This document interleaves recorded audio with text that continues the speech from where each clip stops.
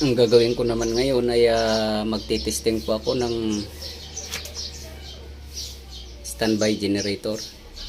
So ito po yung ginawa ko nung mga nagdaang video na in-upload. So yung problema po kasi hard starting po in cold condition. Ibig sabihin po, once na pinaandar to na hindi pa umiinit yung makina, kaya napakahirap po siyang paandarin. So ngayon po ay i-actual ko ngayon. So ginawa ko po to nung mga nagdaang video ay bali magmula po nung nagawa ko yung nakita kong problema na heater plug ang nagkaroon ng loss connection sa supply ng power. At hinigpitan ko po yung terminal na yon at chinik ko yung individual na heater plug. So okay naman yung heater plug at yung maluwag na terminal ay hinigpitan ko po ay okay na po siya nung pinandar. One click po siya. So ngayon po ay binalikan ko at malamig po yung makina ngayon. So itatry po natin kung magiging one click po yung pag-andar ng makina.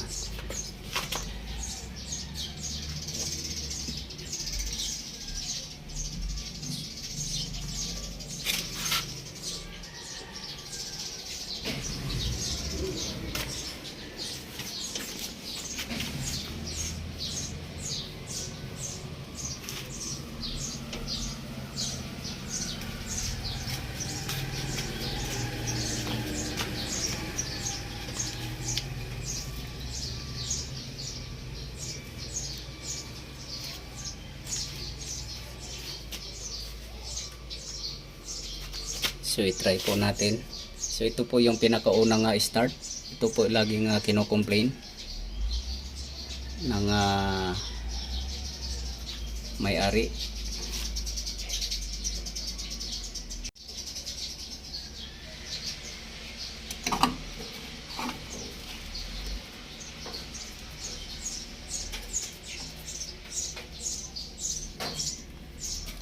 So i-heater po muna natin para uminit po yung combustion chamber ng makina.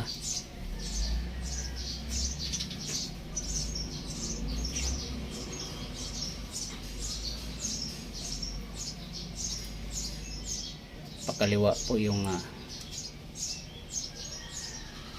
pagpihit kapag ini-heater po natin.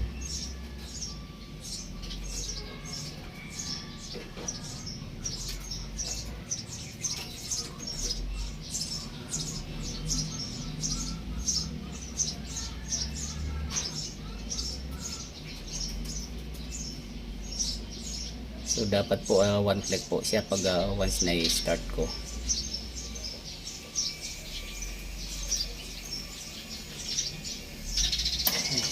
Start po natin.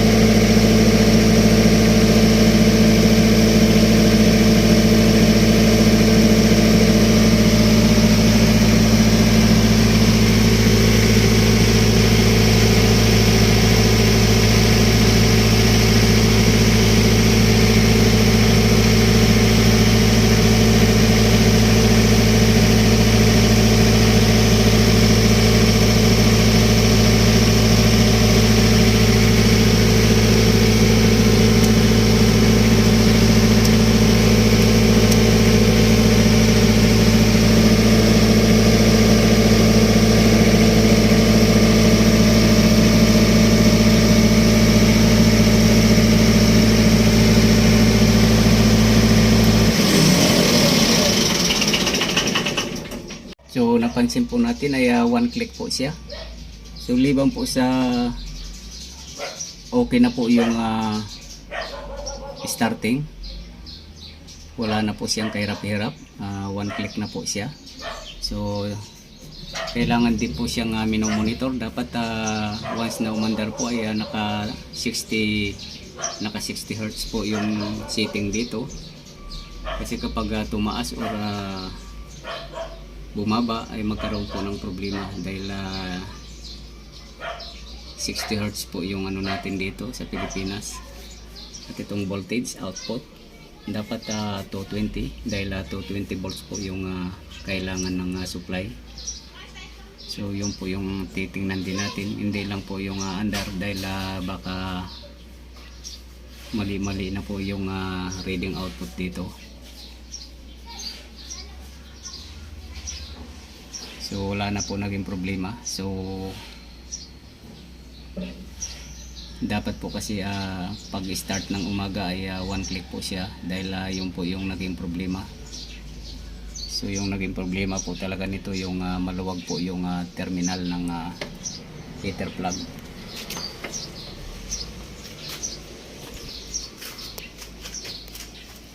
Ito po siya, yan. So napipihit ko lang po nung mga nagdaang video to. So yung kuryente po na once nagagamit yung heater plug ay hindi po na nakakadalo yung kuryente masyado dito. So hindi umiinit yung combustion chamber ng makina. Kaya hirap na hirap po siya magpaandar. Halos madrain po yung battery bago niya napapaandar.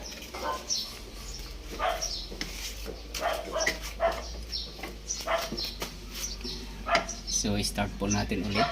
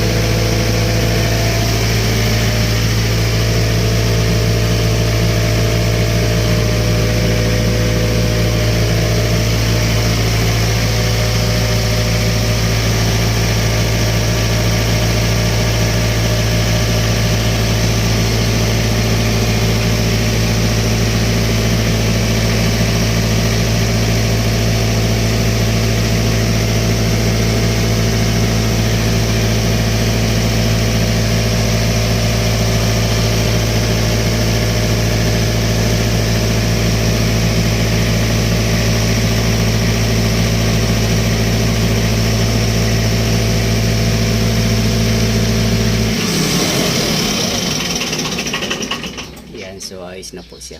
So hanggang dito na lang po muna ang video kong ito. Please like, subscribe na lang po and hit notification bell para sa susunod na mga video. God bless all po.